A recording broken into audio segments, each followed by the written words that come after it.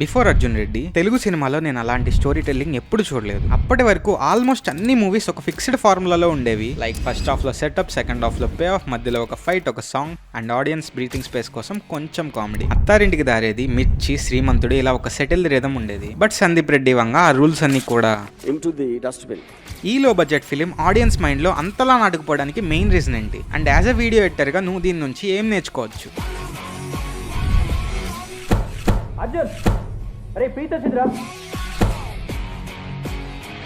Director Sandeep వంగ ఈ cinema story మొత్తం కూడా అర్జున్ ని 2 డిఫరెంట్ వర్షన్స్ లో చూపించాడు. ఒక side attitude, fearless, emotionally stable, and ఇంకో side broken, lost and self destructive. Story అనేది పాస్ట్ అండ్ ప్రెసెంట్ మధ్యలో షిఫ్ట్ అవుతూ ఉంటుంది. Preethi's Arjun and broken Arjun. Audience అనే వాళ్ళు లవ్ అండ్ లాస్ ని సపరేట్ గా కాదు, ఒకేసారి ఫీల్ అవుతారు. సో ఒక స్టోరీ నెరేట్ చేసేటప్పుడు ఇలా క్లియర్ డిఫరెన్స్ ఉంటే దాన్నే నెరేటివ్ కాంట్రాస్ట్ అంటారు. నెరేషన్ లోనే కాదు, ఈ సినిమాకున్న వెయిట్ కి క్యారెక్టర్ కాంట్రాస్ట్ కూడా ఒక main reason. Like Arjun predictable situation లో కూడా అన్ప్రెడిక్టబుల్ గా బిహేవ్ చేస్తాడు. ఒక హయ్యర్ పొజిషన్ లో ఉండి కూడా తన బిహేవియర్ ఆడ్ గా ఉంది కాబట్టి ఆ క్యారెక్టర్ కి అంత వెయిటేజ్ ఉంది. అదే ఒకవేళ ఏ పని పాట లేని నార్మల్ పర్సన్ అయితే ఇంత ఇంపాక్ట్ ఉండేది కాదేమో. ఆ క్యారెక్టర్ కి ప్రీతి అంటే ప్రాణం, కానీ కోపం వస్తే తిడతాడు అండ్ ఈవెన్ కొడతాడు కూడా. బట్ ప్రీతి లేకుండా ఉండలేడు. అందుకే ఈ 2 షేడ్స్ ఒకటే క్యారెక్టర్ లో ఉండడం వల్ల క్యారెక్టర్ కాంట్రాస్ట్ బిల్డ్ అయింది. కాంట్రాస్ట్ అంటే సినిమాలోనే కాదు, ప్రతి విజువల్ ఆర్ట్ లో ఉంటుంది. దీని మెయిన్ పర్పస్ ఏంటంటే డిఫరెన్షియేషన్ బిల్డ్ చేసి ఆడియన్స్ అటెన్షన్ గ్రాప్ చేయడం. అందుకే నేను 3 ఎపిసోడ్స్ నుంచి దీని గురించి నొక్కి చెప్తున్నా. ఒక వీడియో ఎడిటర్ గా కాంట్రాస్ట్ ఎలా బిల్డ్ చేయాలో తెలియడం చాలా ఇంపార్టెంట్. లేదంటే వీడియో అండ్ డిజైన్ రెండు ఆటోమేటిక్ గా ఫ్లాట్ అనిపిస్తుంది.